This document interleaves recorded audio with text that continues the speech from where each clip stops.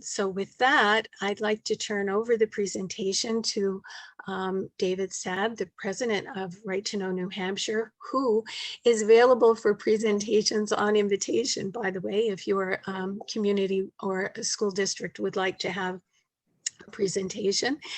David, I'm volunteering you.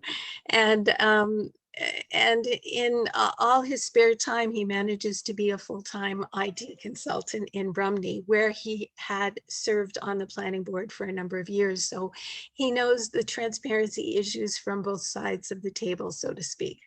So with that, I'd like to turn over the presentation to David Saad, president of Right to Know New Hampshire. And thank you so much, David, for being with us. It's very generous of you. Thank you. Thank you, Donna. My pleasure. Donna did a very good job introducing me, so I don't think I'll have to say anything more about myself. I'll move right on to the organization Right to Know New Hampshire, of which I am president, and give you a little bit of background of what we do. We're a nonpartisan organization, and we focus on the Right to Know law and helping to strengthen that law at the legislative level and improve adherence to that law around the state.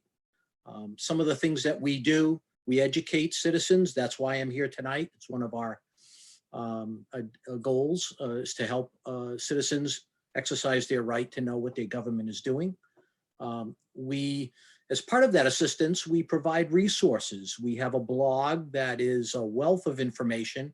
If you want to know about the Right to Know law above and beyond what you're going to learn here tonight, I suggest you go to that blog. There's a great deal of information at your disposal. We're also can be found on Facebook. And as I said, we propose legislation to strengthen the law. As we'll be discussing here tonight, there are, I'm sure, going to be questions that we'll be discussing that will highlight some of the shortcomings in the law. And we constantly try to propose legislation and get legislation passed that will strengthen a citizen's right to know what their government is doing.